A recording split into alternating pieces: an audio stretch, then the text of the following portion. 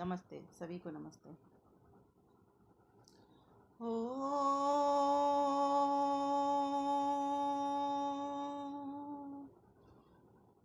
इडामही सरस्वती तिस्रो देवी मयोर्भुवा बर्हिसीदन्तु अश्रिदः बर्हिसीदन्तु अश्रिदः बर्हिसीदन्तु अश्रिदः बर्हिसीदन्तु अश्रिदः ओ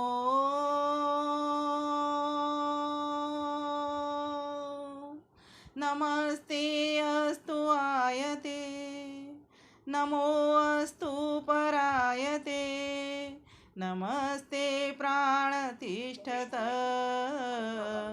आसीनायोतते नमः आसीनायोतते नमः। ज्ञानदीप का बहुत ही सुंदर ढंग से कार्यक्रम चल रहा है और विषयानुरूप ही सामयिक भजन भी प्रस्तुत किए जा रहे हैं। बहुत ही मधुरता के साथ प्रेरणा छोड़ते हुए ज्ञानवर्धक भजन है सभी के। बहुत ही मधुर आवाज़ में सभी माताओं बहनों ने उनको गाया है। सभी को मैं हार्दिक अभिनंदन वंदन नमन करती हूँ। साथ ही इस मंच की कुशल संचालिका जिनका कि एक ग्रुप अहम केतु भी चलता है, डंडे के जोर से और झंडे के जोर से वो कहती है अहम केतु, मैं केतु हूँ, मैं ध्वजा हूँ। ऐसी बहन जो हम सभी को एक सूत्र में प्रो करके और इस ज्ञान दीप के माध्यम से घर घर में ज्ञान पहुँचा रही है, ज्ञान यज्ञ करती हुई, ऐसी बहन को भी मैं अपना नमन वंदन अभिनंदन करती हूँ। साथ ही जिनकी भी हमें आज शुभकामनाएं प्राप्त होनी है, और मुझे लगता है माता प्रेम छाबड़ा जी की अध्यक्षता में ये कार्यक्रम हो रहा है और प्रार्थना शायद माता शकुंतला नागिया जी ने, क्योंकि जिस फ़ोन को मैंने लगाया है उस फ़ोन में ये सारे नाम थे। और जो शुभकामनाएं हमें प्राप्त होंगी वो हर्ष नारंग जी से होंगी। तो सभी माताएं प्रबुद्ध हैं, सभी विदुषी हैं, सूझबूझ वाली भी हैं और समय समय पर मार्गदर्शिका भी हैं। सभी बहनों को नमन करती हूँ। साथ ही साथ जितने भी भाई लोग भी यहाँ पर जुड़े हुए हैं उन सभी को भी मैं अपना नमन वंदन अभिनंदन करती हूँ। समय चूंकि 30 मिनट है और विस्तृत विषय है, जैसा कि संचालिका जी ने बताया था। प्रयास करती हूँ लेकिन बात पूरी तो मेरी नहीं पहुँच पाएगी, कितना भी मैं प्रयास संक्षिप्त करने का करूँगी। चलिए कोई नहीं, प्रयास करते हैं।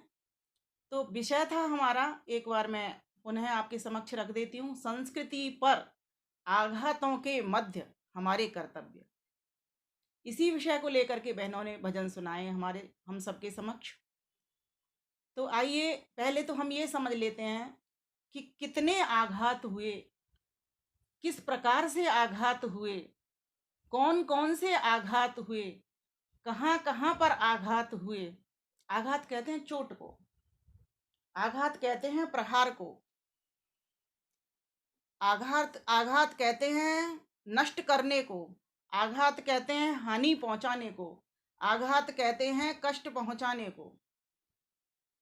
कहाँ कहाँ पर कितना कितना, तो अगर हम देखेंगे मध्यकाल से पहले तक हमारा भारत सुरक्षित था। सतयुग हो त्रेता युग हो, तब तक तो कहते हैं बहुत ही नाम मात्र के ही असुर होते थे। असुर तो तब भी थे, संस्कृति को नष्ट करने वाले तो तब भी थे, लेकिन बहुत कम थे। सतयुग में तो बहुत कम थे, त्रेता युग में थोड़े और बढ़ गए, द्वापर में बहुत अधिक आ गए, इसलिए धर्म अधर्म का युद्ध करना पड़ा। उसके बाद ही जो हानि हुई वो सबसे अधिक है, और यहाँ पर सभी बैठे आर्यजन और माताएं सभी जानते हैं इस बात को। इतना अधिक हमला हुआ, लेकिन ऐसी क्या बात है कि बार बार हमले होते रहने के साथ साथ ये धरती पुनः खड़ी हो जाती है और उसी रूप में खड़ी हो जाती है, दूनी शक्ति के साथ खड़ी हो जाती है। वैसे तो कहा जाए तो हमें जो नाश नष्ट करने वाले हैं वो 4 प्रकार के शत्रु हैं। पहले शत्रु तो वे ईसाई लोग, मुसलमान हैं, जिन्होंने कि हमारी संस्कृति को लूटा, हमारे विश्वविद्यालयों को जलाया। वो सब मुगल काल आया, हमारे ऊपर राज्य किया एक एक करके, और हर पुत्र उन्हीं का अपने पिता को मार मार करके गद्दी पर जा बैठा। कहीं ना कहीं हमारा आलस्य रहा, हमारी अज्ञानता रही, हमारी संस्कृति के प्रति ना समझ रही, सूझबूझ की कमी रही, हमारी संस्कृति के प्रति कहीं ना कहीं हमारी भक्ति में कमी रही। कारण बहुत सारे थे। महर्षि देव दयानंद सरस्वती आए, उन्होंने इस बात को जाना कि जो कमी हुई है वो हम आर्य राजाओं के कारण, जो कि अपने आप को आर्य तो कहते रहे लेकिन कहीं ना कहीं अपनी संस्कृति से दूर होते चले गए, भोग विलासिता की जिंदगी में जीकर रहकर योग को भूल गए, गुरुकुलीय संस्कृति समाप्त होने के कगार पर पहुंच गई। बहुत बड़ी हानि हमारे देश को हो गई। माताओं बहनों, तो पहले तो उन मुगलों ने हमारे ऊपर जितने अत्याचार कर सकते हैं, हमारे चाहे रोड सड़कें हों, चाहे हमारे गांव हों, चाहे बच्चों के नाम हों, चाहे जमीन हो, सभी के नामों का परिवर्तन कर दिया, सभी के नाम बदल डाले। अपने ही अपने नामों से अपने बाबर हुए, हुमायूं हुए, शाहजहां हुए, ऐसे Akbar road, Shahjahan road, Babar road आप सब पढ़ा करते हो। दिल्ली में तो लाइन लगा करके है क्योंकि मुगल शासन रहा है। पूरे भारतवर्ष में इसी तरीके का हम चारों ओर देखेंगे होता चला गया, क्योंकि आज भी ईसाई और मुगल पूरे, अगर हम विश्व का आकलन करें तो सर्वाधिक संख्या में हैं। ईसाई सर्वाधिक, दूसरे नंबर पर मुगल और तीसरे नंबर पर फिर हमारा नंबर आता है। हम तो मात्र भारत में, और भारत में भी अब सिमट करके बहुत थोड़ी सी जगहों पर रह गए हैं, क्योंकि धीरे धीरे करके वहां पर भी उनके ही कब्जे होते चले जा रहे हैं। कितनी हानि हम सहेंगे, मेरी समझ नहीं आता। कभी मैंने कुछ पंक्तियां लिखी थी, उन पंक्तियों को तो मैं बाद में कह दूंगी, लेकिन पहले विषय को ही ले लेती हूँ कि 30 मिनट में मैं क्या क्या बात कहूँ। पहले थे मुगल, दूसरे थे ईसाई, जिन्होंने हमारी मानसिकता पर अर्थात हमारे विचारों पर प्रहार किया।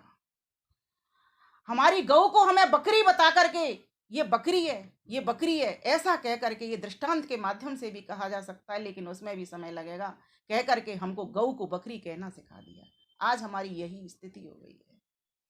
तीसरे वे लोग हैं जो भारतवर्ष के भीतर ही रहते हैं लेकिन कम्युनिस्ट विचारधारा के हैं, वे भी हमको हानि पहुंचाने में लगे हुए हैं। चौथे प्रकार के वे गद्दार लोग हैं जो कहने में तो हिंदू आते हैं लेकिन अपने वजूद को पूरी तरीके से भूले हुए हैं, पूरी तरीके से वर्ण संकर होकर के वे इस देश के भीतर रह रहे हैं। आप सभी समझ गए हैं इस बात को। एक होता है प्रवचन, कल आपने मेरे मुख से प्रवचन सुना। एक होता है मार्गदर्शन, जब कोई शंका आती है उसका समाधान करता है या मार्ग का दर्शन कराता है, कोई बात पूछता है उसका मार्गदर्शन किया जाता है। लेकिन आज का मेरा न प्रवचन है न मार्गदर्शन है, आज का मेरा उद्बोधन है, जिसमें अग्नि को मैं उद्बुद्ध करना चाहूंगी, अपनी को भी कहते कहते साथ में आप सभी माताओं की भी।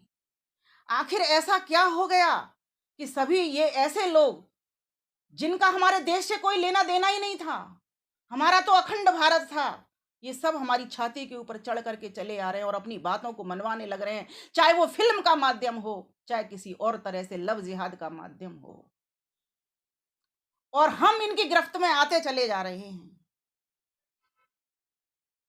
एक बार विचार करें, क्यों? तो कहीं ना कहीं वही बात, हमारा अज्ञान, हमारा आलस्य, हमारी नाकामी, देश के प्रति भक्ति का नहीं होना, प्रेम का नहीं होना, कहीं ना कहीं हमें नजर आ रहा है। प्यारे भाइयों बहनों, आप देखोगे एशिया का सबसे बड़ा मॉस्क, सबसे बड़ी चर्च भारत में बनने के लिए जा रही है, ऐसे न्यूज भी आ रहे हैं हमारे पास। सोचो, हम तो एक अयोध्या राम मंदिर की बात करते हैं, लेकिन हमारे पास जब ऐसा होगा देश में, तो सोचो वो कितनी बहुतायत में अपना काम करेंगे, और इन्हीं स्तंभों के जरिए हमारे मंदिर तोड़ तोड़ करके उन्होंने बावरियां खड़ी कर दी, ढांचे खड़े कर दिए, और हमको पूरी तरीके से तहस नहस करने का पूरा प्रयास कर लिया। सारे विश्वविद्यालय जला दिए कि संस्कृति मर जाएगी इनकी, तो इनके हाथ में कुछ लगेगा ही नहीं। बहुत विचारणीय, बहुत चिंतनीय है। आपने देखा है किस तरह से वो हमारी बहन बेटियों को फंसाते हैं, लव जिहाद में किस तरह से वो लेते हैं। अभी जो द केरल स्टोरी मूवी आई है, आप में से कितनी माताओं बहनों ने देखी है? कृपया एक बार हाथ ऊपर ही कर दें, हैंड रेज कर दें। मुझे लग रहा है यहाँ पर बैठी हुई कम से कम 10 माताओं ने वो मूवी देख ली है।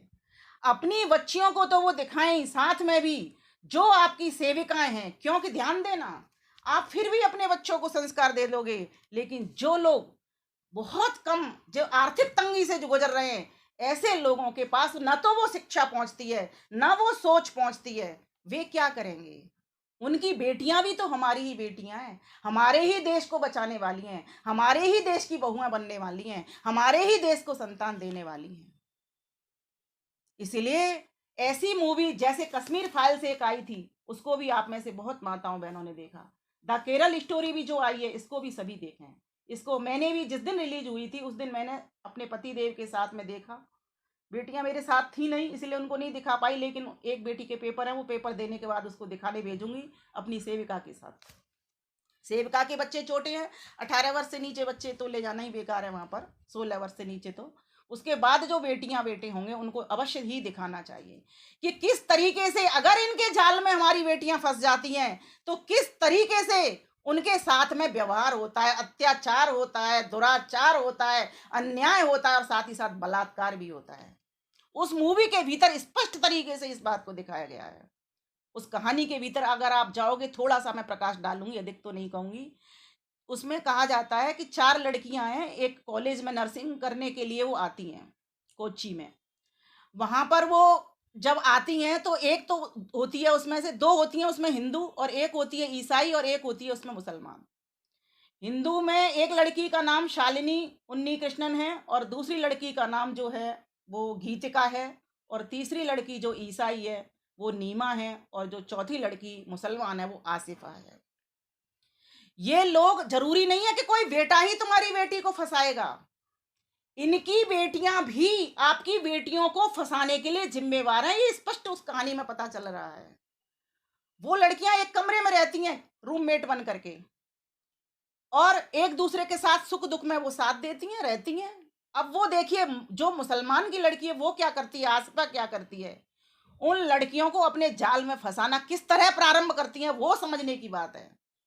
एक बार की बात है, जब वो भोजन कर रही होती हैं, तो उनमें से वो जो ईसाई लड़की है वो भी अपना कुछ मंत्र वंत्र कुछ पढ़ती है, और जो मुसलमान की लड़की है वो भी अपना मंत्र पढ़ रही है, कुछ भी पढ़ रही है, जो कुछ वो पढ़ते होंगे कलमा बलवा में जो लिखा होगा उनके में।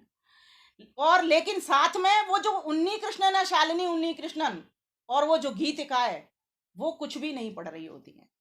तब वो उनसे कहती है आसिफा कि शालिनी, क्या तुम लोग भोजन करते वक्त मंत्र नहीं पढ़ते? हमारे यहाँ तो कोई या कोई जन वगैरह नहीं बोलते हो, कुछ तो कुछ बोलते ही बोलते हैं। तो वो कहती है कि हाँ, सुना तो मैंने था, मेरी माता जी भी कुछ कुछ श्लोक श्लोक कुछ बोलती थी, पर मुझे वो सब नहीं आता। ये समझने की बात है, इसका कौन जिम्मेवार है? कहीं ना कहीं हम माता पिता जिम्मेवार हैं। क्या हम अपने बच्चों के साथ सहभोज करते हैं? क्या हम अपने बच्चों के साथ भोजन मंत्र बोलते हैं? मेरा ध्यान वहीं की वहीं पहुंच गया, सीधा सीधा। बहुत जरूरी है आज चारों प्राणी मिलकर के बैठ करके सहभोज करें, और एक बार पूरे वर्तमान में जो स्थितियां चल रही हैं उन स्थितियों को अपने बच्चों के सामने रखें, और उनसे ही ठीक क्या गलत क्या ये निर्णय भी लेवें कि ये जो हो रहा है वो समाज में कितना ठीक है। मैं ऐसा मानती हूं, आपसे अधिक आपके बच्चे तर्कशील हैं और आपको बहुत सुंदर अच्छा निर्णय दे करके बताएंगे, लेकिन कोई पूछने वाला होना चाहिए, बच्चों का संग करने वाला होना चाहिए, बच्चों के साथ खाना खाने वाला होना चाहिए, एक मेज पर बैठ करके। बहुत सारे प्रश्न खड़े होते हैं कि समय होता नहीं, कैसे करें, क्या करें, वो करें। ये सब बेकार की बात है। अगर आपके साथ प्रेम है, हम लोग कैसे खाते हैं, हमारे पास भी बिल्कुल साथ नहीं हो सकता, इस तरीके का हमारा चारों का वो है, लेकिन फिर भी हम साथ करते हैं। पापा जब तक घर नहीं आ जाएंगे बेटियां खाना नहीं खाएंगे, पतिदेव जब तक घर नहीं आ जाएंगे। और ये हमारे यहाँ था ऐसा, जब संयुक्त परिवार होते थे तब ऐसा होता था। बड़े लोग आएंगे, वो खाना खाएंगे, तभी जाकर के हम खाना ग्रहण करेंगे। कहीं ना कहीं संस्कृति पर उन 4 लोगों की तो मैं बात करती हूँ कहीं ना कहीं, लेकिन हम भी, जो हम अपने आप को आर्य कहते हैं, हम भी कहीं ना कहीं जिम्मेवार हैं अपनी संस्कृति की हत्या करने में। ये हमारी संस्कृति थी। आज कितने घरों में अतिथि आते हैं, प्रश्न होगा वही। कोई अतिथियों को बुलाना पसंद नहीं करता, कोई संत महात्माओं को बुलाना पसंद नहीं करता। बहुत सारे कारण हो सकते हैं, इसलिए नहीं बुलाते, उसलिए नहीं बुलाते। सबके सामने समस्या ही समस्या आएंगी, समाधान की ओर कोई नहीं बढ़ता। जिस दिन घर के भीतर संत महात्मा पढ़ेंगे, उनके चरण पढ़ेंगे, उसी दिन तुम्हारे घरों की संतानों को वो शिक्षा भी तो देंगे। तुमने उनको एक जल का घूंट क्या पिला दिया, वो तो तुमको बहुत सारा ज्ञान दे करके जाएंगे कि तुम बेटियों बहादुर हो, वीरांगना हो, तुम अपनी रक्षा करो। तुम्हें वेद के मंत्र सिखाएंगे वो, लेकिन होने चाहिए वैदिक साधु। ये बात भी ध्यान रखने की बात है, क्योंकि आर्यजन है, सभी जानते हैं इस बात को। और कई बार तो जो लोग चाहे भले ही वेद मंत्र भी नहीं जानते हो, ऐसे संत महात्मा होते हैं वो वेद की ही बात को अपने शब्दों में कह दिया करते हैं, उसका भी प्रभाव बच्चों के ऊपर पड़ जाता है। तो जब फिर वो एक चीज मैंने घटना और उसमें समझने की प्रयास किया, एक उसमें कहानी तो वो बहुत लंबी है, एक घटना उसमें और थी कि जो कम्युनिस्ट विचारधारा का जो व्यक्ति था, उसकी बेटी जो वो थी गीतिका, वो बेटी क्या करती है, जब उसका पिता बीमार हो जाता है, जब वो लड़की कन्वर्ट हो जाती है, तब उस क्या करता है, वो बीमार हो जाता है, उसको पता चलता है मेरी बेटी कन्वर्ट हो गई, क्योंकि कहीं ना कहीं खून तो है ही, भले ही कम्युनिस्ट हो गया वो, तो बीमार पड़ जाता है। तो उसको देखने के लिए क्या जाती है वो, उसको कह दिया गया तू पिता से प्रॉपर्टी ले ले। तो प्रॉपर्टी लेने के बहाने से जाती है, देखती है पिता हॉस्पिटल में पड़ा हुआ है, और उसको कह दिया था कि हिंदू तो काफिर होता है, बातें ही बातों में उस आसपा ने सिखा रखा था, क्योंकि चलती थी लड़कियां बातें करती थी, अपने धर्म की बातें करती थी, अपने मजहब की बातें करती थी, लेकिन इधर से कोई रिप्लाई नहीं होती थी। जो हमारी हिंदू बहन बेटियां थी, जो शालिनी थी, उसकी तरफ से कोई रिप्लाई नहीं आती थी, जो गीतिका थी उसकी तरफ से कोई रिप्लाई नहीं आती थी। वो ईसाई और जो मुसलमान थी, वो लड़कियां तो खूब अच्छे से बातें करती थी भगवानों को लेकर के, बोले हमारा अल्लाह तो ऐसा है, वो अगर कोई गलती करता है, नियमों का उल्लंघन करता है, उसको दोजख दे देता है, और जो नियमों का पालन करता है उसको जन्नत दे देता है, हमारे धर्म में तो ये लिखा हुआ है। इस तरह वो कहा करती थी प्रभाव से। लेकिन वो दोनों की दोनों कुछ नहीं कहती थी। तो वो कन्वर्ट हो गई, जब कन्वर्ट हो जाएंगी तो विचारधारा कहाँ जाएगी, विचारधारा तो बिल्कुल समाप्त हो गई। कन्वर्ट होने का मतलब ही विचार खत्म हो जाना है, उनके विचार अपना लेना है। तो जो वो जो क्या था, गीता नाम की जो लड़की थी गीतिका, वो लड़की अपने पिता के माथे के ऊपर जब थूक डालती है, बहनों क्या बताऊं, मेरे आंखों से आंसू निकल पड़े। आज ये दिन उसको देखना पड़ रहा है, क्यों? उसकी ही नाकामी के कारण, उसके ही कम्युनिज्म को पालन करने के कारण। क्या माथे पे क्या डालती है? थूक देती है, थूक। आप आज जरूर देख के आइए, मेरे कहने से सभी देख करके आइए, उस मूवी को, देखने लायक मूवी है वो। थूकती है पिता के ऊपर इस तरीके से, क्या हिंदू काफिर है, उसको ये सिखा दिया था आसिफा ने, हिंदू तो काफिर होते हैं, इसलिए वो थूकती है। वो हिंदू लड़की ये एक बार भी नहीं कह पाई कि सत्यात प्रकाश में क्या लिखा है 13वें 14वें समोल्लास में। अगर हमने उसको 13वां 14वां समोल्लास पढ़ाया होता तो वो हरगिज इस काम को नहीं करती। कमी किसकी है? कमी हम माता पिता की है। पुष्पलता माता जी, बाद में बात करती हूँ मैं आपसे, आप कुछ कहना चाह रही हैं? नाम पूछ रही हूँ। हाँ, वो थे गीतिका, गीतिका, गीतिका, जो जिसका पिता कम्युनिस्ट था। ओम ओम, सुनिए सुनिए, पूरी बात सुनिए। ऐसा था, जब वो लड़कियां कन्वर्ट हो जाती हैं, शालिनी उन्नी कृष्णन, ठीक है, वो तो उसके साथ तो क्या होता है, वो लड़कों से भाइयों से उसका प्रेम करवा देती है आसिफा।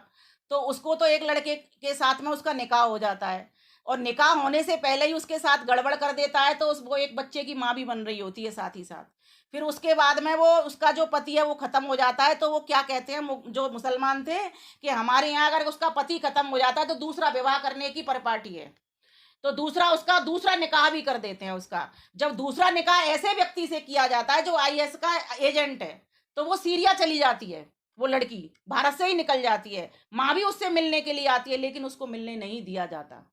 समझ रहे हो ना? कन्वर्जन, जो धर्मांतरण जो हो रहा है, उस पर ध्यान देने की जरूरत है कि किस तरीके से होता है। पहले प्यार में पूरी तरीके से प्यार, इतना प्यार करते हैं वो लोग, मोली बांधेंगे हाथ में, ठीक है, गले में चैन पहनेंगे, जो क्रॉस पहनते थे, जो अल्लाह अकबर लिखते थे, वे लोग ओम का क्रॉस पहने, वो चैन पहन करके आ जाते हैं। सोचो किस तरह फंसा रहे हैं। बाइक पे घुमाते हैं, पिक्चर दिखाते हैं, पिक्चर की टिकट करवाते हैं, चप्पल तक, सैंडल तक उठाने के लिए मजबूर हो जाते हैं, वो मंदिर तक जाने के लिए मजबूर हो जाते हैं शादी से पहले। और जैसे ही शादी उसकी हो जाती है, शालिनी उन्नी कृष्ण की, उसका तुम जीवन देखिए। कहते हैं उसको मोबाइल छीन लिया जाता है, उसके हाथ में मोबाइल नहीं दिया जाता, और जब वो मना करती है कि मेरे साथ कोई गड़बड़ मत करो, तुम्हारा मेरे पेट के भीतर बच्चा है, तब भी वो गड़बड़ करने के लिए तैयार हो जाता है। वो बंदा बिल्कुल उसकी बात को नहीं सुनता है। बच्चा होने को हो रहा है और सोचो वो बेटी बिलक रही है। कई बार तो हमारे आंसू आए, पूरा हॉल में सन्नाटा छाया हुआ था। हर बार हम जब भी पिक्चर देखने जाते थे, ऐसा सन्नाटा हमने कभी नहीं देखा जैसा सन्नाटा हमने इस बार देखा था। जागृति तो कहीं ना कहीं आ रही है, पर एक बात ध्यान देने की और है, जो हॉल पूरा भरा रहता था वो हॉल आधा ही भरा हुआ था। क्योंकि अब लेकिन जो लोग जा जा करके बता रहे हैं, तब लग रहा है लोगों को तो हो सकता है संख्या अब बढ़ रही हो, क्योंकि वास्तव में उसमें जो प्रोड्यूसर ने जो काम किया, राइटर ने जो काम किया, डायरेक्टर ने जो काम किया और एक्टर्स ने जो काम किया, वो वास्तव में ही काबिले तारीफ है, प्रशंसनीय है। इतनी सुंदर लड़कियों ने बिल्कुल अच्छी एक्टिंग की है, वहां पर सीधा सीधा साफ साफ पता चलता है। और नार की यातना जब वो झेल रही होती हैं लड़कियां ना, एक ने तो सुसाइड ही कर ली, जो कम्युनिस्ट विचारधारा की लड़की थी वो तो सुसाइड करके लटक के मर गई। और जो शालिनी उन्नी कृष्णन थी वो उनके उसमें ही फंस गई, जाल में ही फंस गई, तो वो तो वहीं चली गई। और वो लोग क्या करते हैं, सीरिया ले जाते हैं, तब शालिनी को तो ले ही जाते हैं, साथ में जाने कितनी हजारों लड़कियां उनके साथ में और होती हैं, सीरिया के डेजर्ट में जाकर के फेंक देते हैं उनको, और उनके साथ डेली गड़बड़ का काम चलता रहता है। मेरे को कहते कहते ऐसे लग रहा है कि क्या कह रही होंगे ये। सोचो, हमारे केरल से कहते हैं दशकों से 40,000 हमारी बहन बेटियां चली जा चुकी हैं, उनकी शिकार हो चुकी हैं। कौन बचाएगा? जब बेटियां नहीं बचेंगी तो ये देश कैसे बचेगा? इसीलिए, और उन्होंने तो पूरा पक्का ये उपक्रम किया हुआ है कि हमको तो ये हिंदू राष्ट्र पूरा की पूरा यूरोप बना देना है पूरा। हम तो कहते हैं कि हमारे में से पाकिस्तान अलग हुआ है, और वो क्या कहते हैं, इस भारत को भी हम अपने पाकिस्तान में मिलाएंगे, इस अरब में मिला देंगे। सोचिए एक बार, क्यों? अब आइए कारण के ऊपर आ जाते हैं। क्योंकि उन्होंने तो देखो 4 काम कितने खराब कर रखे हैं। बेटियों को ये बताने की है, बेटियों तुमको बुर्का पहना देंगे, ये तुम्हारी आज़ादी छिन जाएगी, तुमको कभी भी शिक्षा नहीं देंगे ये, क्योंकि उनके यहाँ पर बेटियां मस्जिदों में जाती नहीं हैं। आपको ये पता होना चाहिए। मेरे ससुराल में भी घर के सामने मस्जिद थी, वहां मैं देखा करती थी, और मेरे मायके में भी मस्जिद थी, वहां भी मैं देखा करती थी। इनका क्या चलता रहता है। तो वो मेरे से खुद आकर के कहती थी, कई तो हमारी सहेली भी बन गई थी बचपन में, साथ पढ़ते थे तो सहेली भी बन गई थी। तो पढ़ना क्या, उनको तो पढ़ाते, कहते थे हमें स्कूल तो भेजते नहीं है, पर कुछ समझदार थे माता पिता उनके, वो भेज देते थे। तो 1-2 लड़की उनमें से ऐसी भी थी तो जो हमारे संग स्कूल भी जाती थी। तो कहती थी हम आ तो रहे हैं, हमारे माता पिता यहाँ रहते नहीं, हमारा भाई हमें जबरदस्ती से ले आया है। अगर हम स्कूल चले जाएंगे, उनको पता चल गया, भाई ने बताया नहीं, अगर उनको पता चलेगा तो मैं तो हमारा पूरी तरीके से खत्म कर देंगे। और यही यहाँ पर भी हो रहा है। उसको धमकी दी जाती थी, वो कहती थी मेरी अम्मा से बात कर लेने दो, शालिनी कहती थी, तो कहते थे नहीं, कोई हमारे यहाँ मोबाइल की छूट नहीं है। बेचारी जाने कैसे कैसे करके पड़ोस के घर में जाती है और वहां पर मोबाइल से बात करती है, और उसके बाद वो मोबाइल की सिम को निकाल करके फेंक देती है कि कहीं लोगों को पता ना चल जाए, कहीं मेरे गले को और मेरे हाथ पैरों को काट न डाल दिया जाए। ये सब मूवी के मुझे ऐसी असली कहानी बता दी गई, और ऐसा उन 4 लड़कियों, उन 3 लड़कियों के साथ ऐसा हुआ है। उस कहानी में लिखा हुआ भी आता है कि ये लड़की शालिनी उन्नीकृष्ण दास शर्मा के नाम से ऐसे ऐसे नाम भी आते हैं कि ऐसी लड़कियां। और आज जो जिन लड़कों ने उनके साथ ऐसा किया है, वे उन लड़कों में से 1 लड़का मर चुका है और 2 लड़के हैं। ऐसा भी वहां पर फिल्म जब प्रारंभ की जाती है तब बताया जाता है, एंड में भी बताया जाता है। तो कहने का भाव यहाँ पर, कश्मीर फाइल जब फिल्म आई, उसमें एक दृश्य ने मुझे इतना रुलाया, जब कहते हैं कि वहां पर कश्मीरी ब्राह्मणों को फेंका जा रहा था, निकाल निकाल कर फेंका जा रहा था। तो ट्रक भर करके जब औरतें बहुत सारी आ रही थी, तो एक जो बेटी थी उसको लगा पेशाब, छोटी सी थी बेचारी 4-5 साल की। अब उसको उतार सकते नहीं, क्यों किसी ने देख लिया तो वहीं की वहीं बम से उड़ा देंगे। तो वहीं कहती है उसकी माता ने अपने अपनी ये चुन्नी उठा करके वहीं की वहीं पेशाब करा लिया, ट्रक के भीतर ही। मैं उस दिन इतनी रोई, मुझे पूरी रात भर नींद नहीं आई उसी बात को सोच सोच करके कि बताओ क्या हो रहा है, हमारी बहन बेटियों के ऊपर कितना अत्याचार हो रहा है। हमारे ही देश में हमारा भूखंड हमारे पास नहीं है, कश्मीर को, हमारे सिर को हमसे अलग कर दिया गया। और धीरे धीरे करके आप दिल्ली में भी चले जाओ, यहाँ दिल्ली की माताएं बहुत बैठी हुई हैं, कितनी जगह पर आपको डर लगेगा जाने में। पूरे पूरे पाकिस्तान बन गए, छोटे छोटे मिनी पाकिस्तान बन करके तैयार हो गए। क्यों?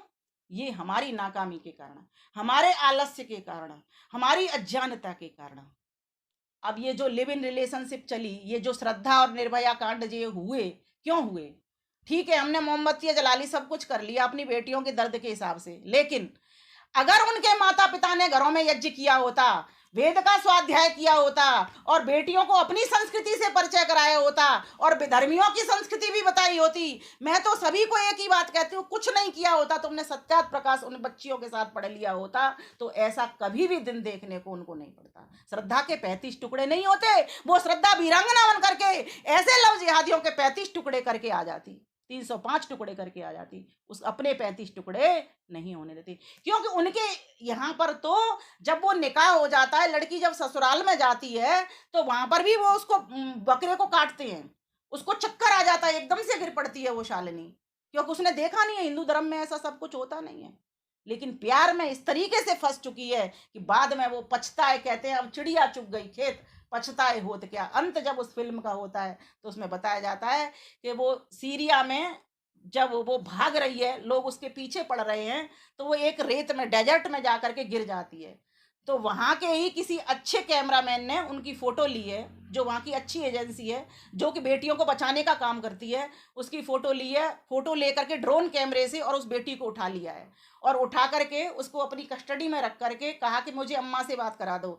तो अम्मा से बात भी कर दी जाती है, कहते हैं मुझे भारत भेज दो, लेकिन भारत इसलिए नहीं भेजा जाता कि कहीं ऐसा ना हो ये आतंकवादियों से मिलकर के आतंकवादी बन गई हो, इसीलिए उसको भारत नहीं लाया जाता। सोचो कितनी यातना। एक बुर्का, एक हिजाब, आसपा के सिर से कभी भी हिजाब उतराई नहीं और उनसे कहती रही, उसने कभी भी हिजाब अपना नहीं खोला, बुर्का। और एक और बात बता देती हूँ, बुर्का के अलावा एक हलाला ऐसा काम किया जाता है बेटियों के साथ, अगर उनके घर के भीतर चली गई हमारी बेटी, ठीक है, और अगर उसके पति ने उसको 3 तलाक कर दिया, वैसे तो ये कानूनी बंद भी कर दी गई है बात, लेकिन चुपके चुपके सारे काम हो रहे हैं। अगर उसके पति ने कह दिया कि तलाक हो गया तेरा, 3 बार तलाक तलाक बोल दिया, तलाक हो गया, अब क्या कहाँ जाए वो, तो कहते हैं फिर उसका हलाला कैसे किया जाता है, कहते हैं तुझे मौलवी के पास जाना है, उसके यहाँ से रह करके आना है, फिर रह करके आकर के फिर वापस आएगी, तब तुझको वो स्वीकार करेगा जो पहला वाला पति है। सोचिए आप इस बात को, कि ऐसी कहानी है ये। बेटियों को ये समझाने की बात है कि इनके चक्कर में कभी भी मत फंस जाना। बुर्के की पाबंदी, इतना तुम परतंत्र हो जाओगे, तुमको कहीं का भी नहीं छोड़ा जाएगा, और जिसकी जहां जिस देश की शिक्षा संस्कृति समाप्त हो जाती है, उस देश का तो सब कुछ ही समाप्त समझ लो, जैसा कि हमने मध्यकाल में होते हुए देख लिया। धन्य हो ऋषि दयानंद सरस्वती, तुम आए और आकर के तुमने हमको जगा दिया। उठो आर्यो आंखें खोलो, समय नहीं अब सोने का, हमें शत्रु ललकार रहा है, व्यर्थ समय नहीं खोने का। वंदे मातरम, वंदे मातरम, वंदे मातरम, वंदे मातरम।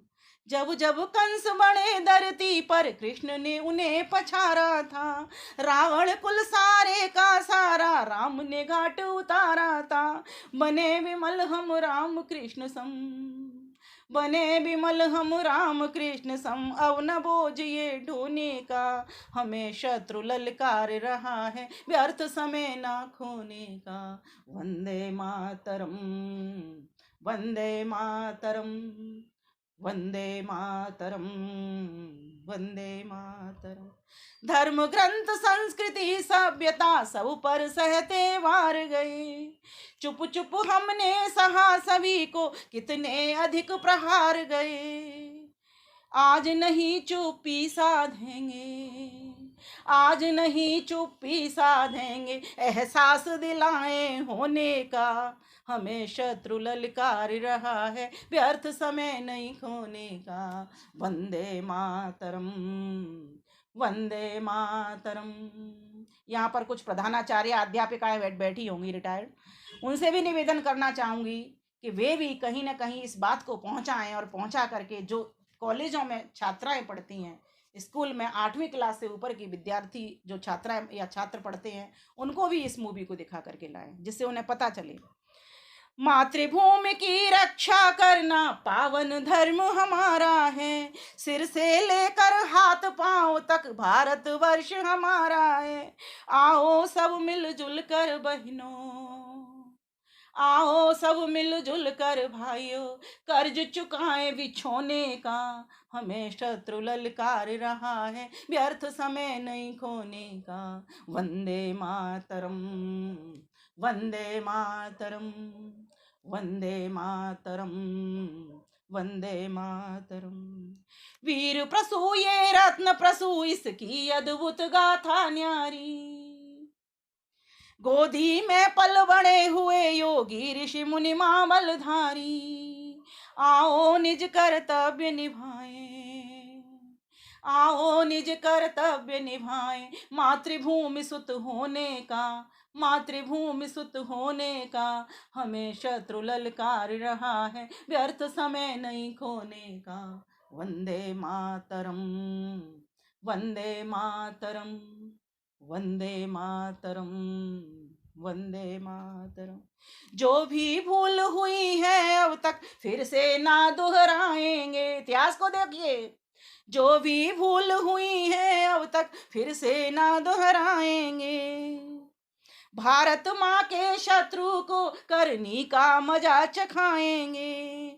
आज जरूरत हमें सजग हो, आज जरूरत हमें सजग हो, चुन चुन शत्रु धोने का, चुन चुन शत्रु धोने का, हमें शत्रु ललकार रहा है, व्यर्थ समय नहीं खोने का। वंदे मातरम, वंदे मातरम।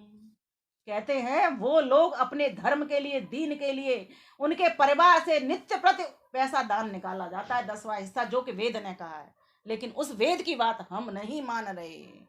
क्या हमारे परिवार से नित्य प्रति कुछ दान निकाला जाता है? अपने मंदिरों के लिए, अपने गुरुकुलों के लिए, अब अपने अभावग्रस्त इलाकों के लिए, अपने जो बच्चे पढ़ नहीं सकते उनकी शिक्षा के लिए, क्या उनके लिए हम फीस भर पाते हैं? तो उत्तर होगा नहीं, नहीं, नहीं। उन्हीं से सीख लो। अपनी सीख सीखी नहीं, ऋषि मुनियों को जाना नहीं, समझा नहीं, महान पुरुषों को समझा नहीं, तो कम से कम उन्हीं से देख लो। इसी तरह वो बड़े होते चले गए और हम छोटे होते चले गए। हम नहीं पढ़ाएंगे बच्चों को, हम गुरुकुलों को नहीं अच्छे करेंगे, समृद्ध करेंगे, तो कैसे हमारी संस्कृति बचेगी? जिन महान पुरुषों ने अपनी आहुति दे दी प्राणों की, उन महान पुरुषों के गुण गाने से व्यर्थ में कुछ होगा नहीं, मात्र काम ही करना होगा। ये कर्तव्य है हमारा। ब्राह्मण, क्षत्रिय, वैश्य, शूद्र, सभी सभी अपने वर्णों को, कर्तव्यों को पहचान करके अपने अपने अनुसार यथाशक्ति जिस स्थिति में उसी स्थिति से होना प्रारंभ कर दें, अपनी संस्कृति की रक्षा के लिए विचरना प्रारंभ कर दें। जो भी भूल हुई है अब तक फिर से ना दोहराएंगे। भारत माँ के शत्रु को करनी का मजा चखाएंगे। आज जरूरत हमें सजग हो, आज जरूरत हमें सजग हो, चुन चुन शत्रु धोने का, हमें शत्रु ललकार रहा है, व्यर्थ न समय नहीं खोने का। वंदे मातरम, वंदे मातरम। वेद ने कहा है, संगच्छध्वम संवदध्वम संभव मनान से जानता, एक हो जाओ, वो समय आ गया है। एक एक मिल 11 होते और एक 111, उठ जाओ अब सोए शेरो, भारत माँ ने ललकारा। बिखर गए जो माला मन के, जिनका कन्वर्जन हो चुका है उनको वापस लाइए। बिखर गए जो माला मन के, वक्त है इन्हें पिरोने का, वक्त है इन्हें पिरोने का, हमें शत्रु ललकार रहा है, व्यर्थ समय नहीं खोने का। वंदे मातरम, वंदे मातरम, वंदे मातरम, वंदे मातरम। बोलिए भारत माता की जय। प्यारे भाइयों, बहनों, माताओं, एक और मुद्दा वर्तमान का है समलैंगिकता, पर समय हो चुका है, इसको किसी और मंच से ले लूंगी इस विषय को। हाँ, अभी समय हो गया, लेकिन अभी ये समय भी बड़ा जरूरी है, इसका जो वर्तमान का मुद्दा चल रहा है, क्योंकि अभी इसको कैसे इसमें लूँ, अब समय तो खत्म हो गया। क्या करूँ, बताऊं कि नहीं? थोड़ा सा बता दो।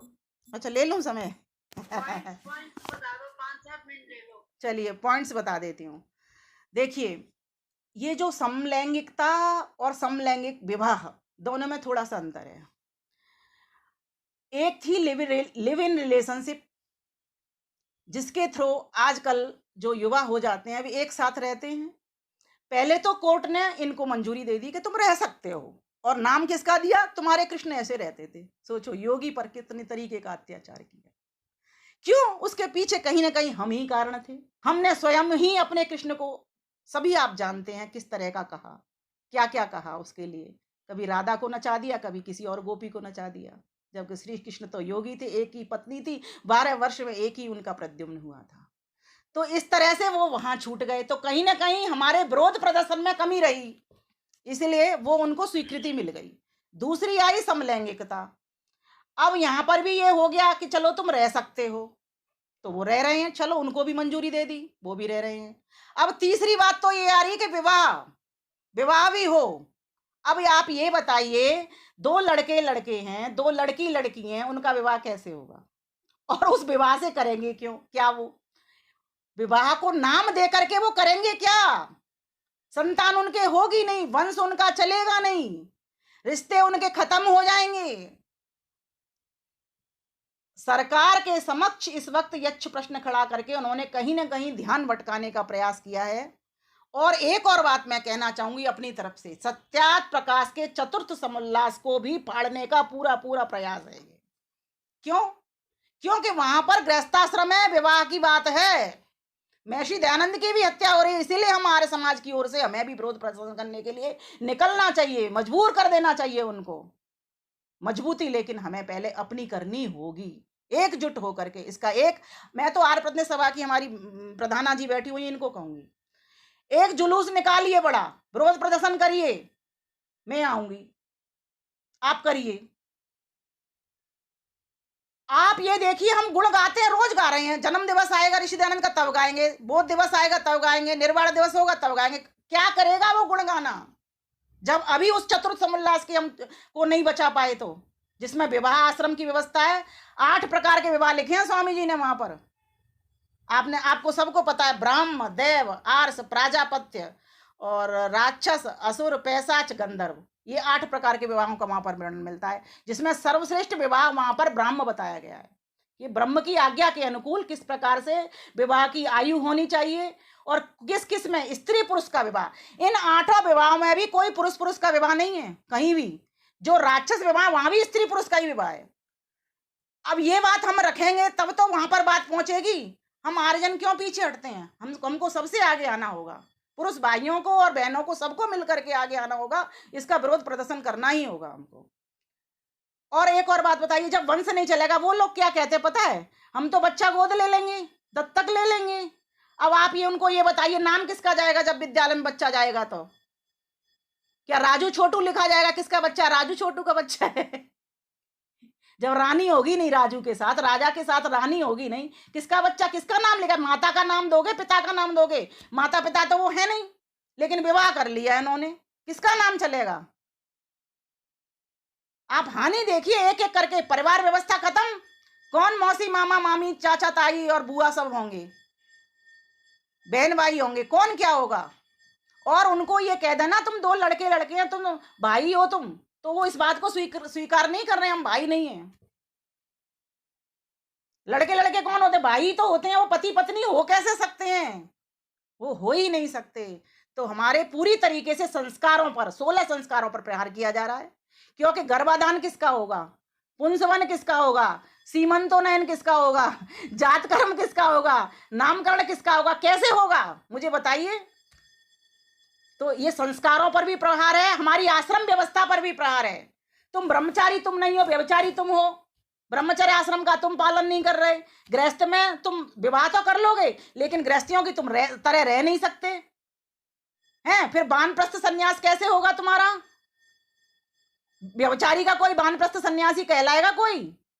हमारे यहाँ तो ब्रह्म सन्यासी को ब्रह्मचारी बताया गया है। तो हमारी संस्कृति का पूरी तरीके से अगर तहस नहस करने का कोई उपक्रम कर रहा है, तो ये समलैंगिक विवाह कर रहा है। इसीलिए इसका विरोध करना आज बहुत जरूरी है। अच्छा, एक और बात है, भगवान राम ने यज्ञ किया, उनको क्या कहा था कि स्त्री साथ में होनी चाहिए, सीता माता साथ में होनी चाहिए, कहा था कि नहीं? कोई ये तो नहीं कहा था लक्ष्मण जी को बिठा लो तुम साथ में। तो इसका मतलब, और ये बात तो हमारी संहिता में भी आती है, उसमें क्या कहते हैं, आरण्य ग्रंथ है हमारा, उसमें भी आती है ये वाली बात, तो कि स्त्री पुरुष का जोड़ा यज्ञ करे मिलकर के बैठे। तो आप ये सोचिए, हमारी संस्कृति का, हमारे आर्ष ग्रंथों का, हमारे वेदों का पूरी तरीके से सत्यानाश करने का इन्होंने उपक्रम चलाया हुआ है। तो बताइए, हम इसको सहन कर लें? बताओ, अब आप क्या कहोगे? सहन कर लें? आप तो कहोगे हम क्या कर सकते हैं। जिसकी लेखनी में दम है कलम उठा ले, जिसकी वाणी में दम है अपने अपने मंचों से बोलना प्रारंभ कर दे, जिसके पास थोड़ी सी भी नीति की समझ है, कोर्ट की समझ है, वो कोर्ट तक पहुंचने का प्रयास करे। जिसके पास किसी को पहुंचाने का अंदर से जज्बा है, तो किसी और को तैयार करके आगे पहुंचाए। जो जो शक्ति आपके पास है, जिस स्थिति में तुम हो वहीं से प्रारंभ हो जाओ। ऐसे जो विघ्न नाशक, जो विघ्नकारी जो लोग हैं, इनके खिलाफ आवाज उठाने के लिए जो विघ्नकारी उपक्रम हो रहे हैं, ये मैं तो इसको कहूंगी एक मानसिक उन्माद है। बताइए, है क्या नहीं? अप्राकृतिक है, ये पागलपन है, ये प्रमाद है, और हमारे ऊपर थोपा जा रहा है, जबरदस्ती थोपा जा रहा है। और हम लोग आराम से, हमारे बच्चों से कहो विवाह कर लो, कोई बच्चा तैयार नहीं हो रहा। 30-30 साल के बच्चे हो रहे हैं। क्यों हो रहे हैं जी? क्या करते हो तुम? क्यों? माता पिता साथ सोते नहीं, उनको सुलाते नहीं, वो सोना नहीं चाहते, तुम्हारे साथ रहना नहीं चाहते, वो तुम्हारे साथ पिक्चर भी नहीं देखना पसंद कर रहे हैं, वो तुम्हारे साथ कहीं पार्टी में भी जाना पसंद नहीं कर रहे हैं। कहीं ना कहीं जो एक परिवार था, छोटा सा परिवार, संयुक्त से तो हम छोटे हो गए, और छोटे से भी हम नाटे रह गए, एक ही रह गए। पति पत्नी भी साथ जाने को राजी नहीं है। आजकल का हाल आप देखें, सबको पता है, मेरे से ज्यादा अनुभव वाली हैं माताएं और बड़ी बड़ी बहनें बैठी हुई हैं। तो ये संस्कृति का प्रहार जो हमारे ऊपर हो रहा है, इसको हम सहन नहीं करेंगे। और एक और बात बताऊं, माता और पिता मिलकर के पूर्ण होते हैं कि नहीं कोई परिवार चलाने के लिए?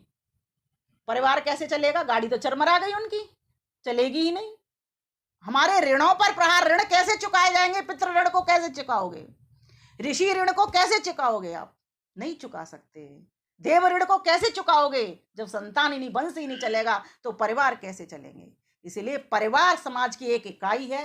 इस इकाई को सुरक्षित करना, इसको स्वस्थ करना, सबल बनाना हम सबका परम कर्तव्य है ही नहीं, परम धर्म भी है। इसलिए आओ, इस समलैंगिक विवाह के प्रतिकार में सभी माताओं बहनों खड़े हो जाओ, और क्रीड़ावंतो विश्व आर्यम से पहले स्वयं आर्यम होना प्रारंभ कर दो। तभी हम कह सकते हैं कि हम महर्षि देव दयानंद सरस्वती के सच्चे पुत्र पुत्रियां हैं। इसीलिए समाज में वर्तमान स्थितियों को देखें, इनके निराकरण के लिए हम सभी माताएं बहनें मिल करके, उठ करके खड़े हो जाएं, तैयार हो जाएं कि हम इसको सहन नहीं करेंगे, नहीं करेंगे, नहीं करेंगे। इन्हीं शब्दों के साथ थोड़ी सी बातें मैंने और रख दी। आप सभी का बहुत बहुत धन्यवाद करती हूँ। नमस्ते। बहुत बहुत धन्यवाद आपका विमलेश जी। आपने बहुत सुंदर कहना चाहिए कि वर्तमान परिस्थितियों पर विमलेश जी अपना